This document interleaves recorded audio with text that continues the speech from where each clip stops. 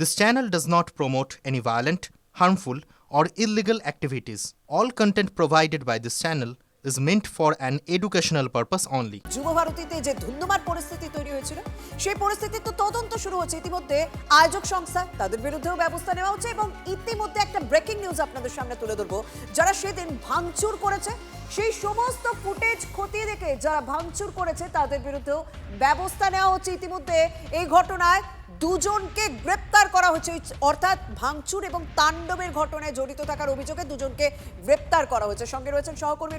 রঞ্জিত এই দুজনের কি পরিচয় পাওয়া যাচ্ছে কি জানা যাচ্ছে দেখো ইতিমধ্যেই কিন্তু দক্ষিণ বিধাননগর থানার পুলিশ যে গত শনিবার যে মেসি শো কাণ্ডে যে সল্টলেক স্টেডিয়াম যে ভাঙচুরের ঘটনায় সেই ভাঙচুরের ঘটনায় কিন্তু ইতিমধ্যেই দুজনকে গ্রেপ্তার করা হয়েছে এদের নাম হচ্ছে সুব্রপ্রতিম দে এবং গৌরব বসু এদেরকে কিন্তু বাগুইহাটি জ্যাংরা অঞ্চল থেকে তাদেরকে গ্রেপ্তার করেছে বিধাননগর দক্ষিণ থানার পুলিশ এবং তাদের বিরুদ্ধে যথেচ্ছভাবে ভাঙচুর অর্থাৎ সরকারি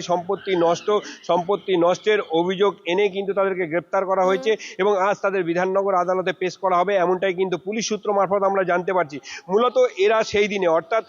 গত শনিবারে যে ঘটনা সেদিন ভাঙচুরের ঘটনায় এই দুজনকে গ্রেপ্তার করা হয়েছে কিন্তু সেখানে সেদিন আমরা দেখেছি যে প্রচুর মানুষ মানে হাতে গোনা তো সম্ভব নয় প্রচুর মানুষ এই ধরনের ঘটনার সঙ্গে জড়িয়েছিল যে প্রত্যেককে খুঁজে বের করার কাজটা কিভাবে করছে সেই বিষয়টা তুমি আমাদেরকে জানাও তার পাশাপাশি আরো একটা আপডেট তোমার থেকে নিতে হবে কারণ যারা মূলত এই অনুষ্ঠানের আয়োজন করেছিলেন সেই আয়োজক সংস্থা প্রধান শতদ্রু দত্ত তাকে ইতিমধ্যে পুলিশ হেফাজতে পাঠানো হয়েছে কিন্তু আরো 6 জনকে তলব করা হয়েছে এরকম আপডেট পাওয়া যাচ্ছে কি কারণে তলব কোন বিষয়গুলো খতিয়ে দেখা হবে দেখো মূলত তোমাকে জানিয়ে রাখি যে গত শনিবার যে আয়োজক সংস্থা শতদ্রু দত্তকে ইতিমধ্যেই গ্রেপ্তার করেছে এবং সেই পরিকল্পিত অর্থাৎ পূর্ব পরিকল্পিত একটি ঘোষিত শো ছিল এবং সেখানে কিভাবে এই ধরনের বিশৃঙ্খলা অরাজকতার পরিস্থিতি তৈরি হয়েছে ভাঙচুর হয়েছে সেই সমস্ত ঘটনা খতিয়ে দেখতে কিন্তু আয়োজক সংস্থা 6 জনকে ইতিমধ্যেই কিন্তু ডাকিয়ে পাঠানো হয়েছে তাদেরকে তলব করা হয়েছে বিধাননগরের তদন্তকারী আধিকারিকরা যার মধ্যে কিন্তু 3 জনকে আজকে ডেকে পাঠানো হয়েছে এবং তারা আর দুপুরের মধ্যেই কিন্তু এই বিধাননগর দক্ষিণ থানায় এসে পৌঁছবেন ইতিমধ্যেই কিন্তু তোমাকে জানিয়ে রাখি মূল বিষয়টা ইতিমধ্যেই কিন্তু ডিসি বিধাননগর অনিশ সরকার এসিপি বিধাননগর অর্থাৎ সাউথ তিনি এসেছেন এই সাউথ পিএসএ এবং তাদেরকে জিজ্ঞাসাবাদ করবার জন্য অর্থাৎ জিজ্ঞাসাবাদ আজ করা হবে অর্থাৎ একটা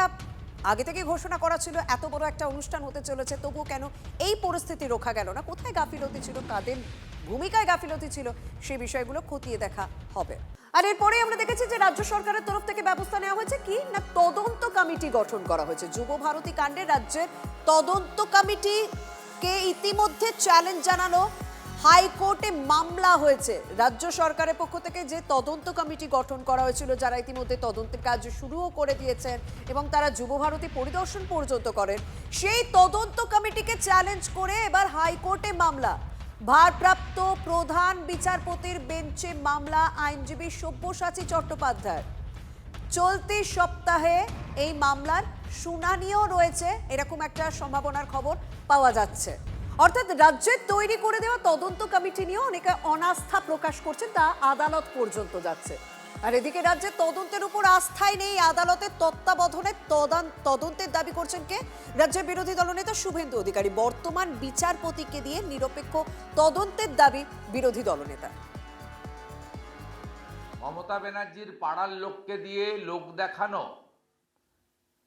তদন্ত কমিটি নয় সিটিং জাজকে রেখে কলকাতা পুলিশ তথা বিধাননগর পুলিশ তথা পশ্চিমবঙ্গ পুলিশকে সরিয়ে রেখে নিরপেক্ষ তদন্ত করা দরকার এটা আমরা কাল থেকে বলেছি এদিকে যুব ভারতীতে যে ঘটনা ঘটেছে সেই ঘটনা নিয়ে হাইকোর্টে জনস্বার্থ মামলা দায়ের হলো মামলার জন্য আইনজীবী বিল্লদল ভট্টাচার্যের আবেদন মামলা দায়েরের অনুমতি ভারপ্রাপ্ত প্রধান বিচারপতি আগামীকাল এই মামলারও শুনানির সম্ভাবনা রয়েছে শনিবার ঠিক এই সময় মানে 11:30 বেজে গিয়েছে তো এই সময় আস্তে আস্তে আগুনটা চড়ছিল না যুব ভারতীতে শনিবার কিন্তু আজ সোমবার 11:32 কিন্তু যুব ভারতীর ছবিটা কি পাল্টেছে না শনিবারে সেই দগদগে ক্ষত এখনো চারিদিকে ছড়িয়ে ছিটিয়ে রয়েছে দেখুন তো আমার প্রতিনিধি আমাদের সহকর্মী পৌঁছে গিয়েছিলেন সেখানে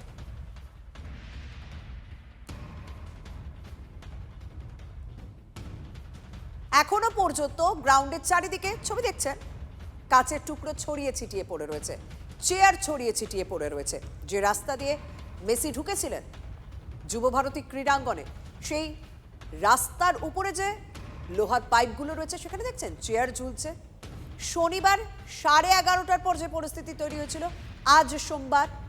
11:33 বাজে একই অবস্থা। কেন? এটা কি তদন্তের স্বার্থে, না পিছনে সত্যিই কোনো রকম বিষয়টি না গোছানোর একটা তাগিদই রয়েছে, মানে কোনো রকম পরিষ্কার পরিচর্যার তাগিদই অনুভব করেনি কেউ? এই প্রশ্নটা ইতিমধ্যে উঠতে শুরু করেছে। কারণ যুবভারতী গুরুত্বপূর্ণ মাঠ, সেখানে গুরুত্বপূর্ণ ম্যাচ হয়, গুরুত্বপূর্ণ খেলা হয়, শুধুমাত্র ফুটবল নয় অন্যান্য খেলাও হয়। তাহলে এই মাঠের এই অবস্থা কেন? এখনও সম্পূর্ণ বিধ্বস্ত অবস্থাতেই পড়ে রয়েছে যুব ভারতী ক্রীড়াঙ্গন। যে টানেলে আমরা দাঁড়িয়ে আছি, এই টানেল দিয়েই মেসি ঢুকেছিলেন, আর সেই টানেল এখনও বহন করছে ক্ষতচিহ্ন। টানেলের ওপরে পড়ে রয়েছে চেয়ার, গোটা মাঠে ছড়িয়ে ছিটিয়ে রয়েছে চেয়ার। এখনও চেয়ার তোলার প্রক্রিয়াই শুরু হয়নি। এই টানেলের বিভিন্ন জায়গায় ছড়িয়ে ছিটিয়ে রয়েছে কাঁচ, এবং এই কাঁচের টুকরো গোটা স্টেডিয়াম জুড়ে। গোটা স্টেডিয়াম এখনও বহন করে চলেছে ধ্বংসলীলা। ইতিমধ্যেই তদন্ত কমিটি স্টেডিয়াম এসে পরিদর্শন করে গিয়েছে, তবে এখনও কিন্তু এই স্টেডিয়াম মেরামতির কাজ শুরু হয়নি। ক্যামেরা বন্ধু অমিত যে ছবি দেখাচ্ছে, গোটা স্টেডিয়াম লণ্ডভণ্ড হয়ে পড়ে রয়েছে। পুলিশ গুটি কয়েক লোকজনকে গ্রেপ্তার করলেও মূল চক্রীরা এখনও অধরা। তার সঙ্গে সঙ্গে মূল আয়োজক অবশ্য গ্রেপ্তার হয়েছেন। সব মিলিয়ে যুব ভারতীতে লজ্জার ছবি, যে ছবি সরকার এখনও মুছে ফেলতে পারল না। এখনও যুব ভারতী সে লজ্জার ছবিকে বহন করে চলেছে। ক্যামেরা অমিতের সঙ্গে সুমন, TV9 বাংলা, কলকাতা।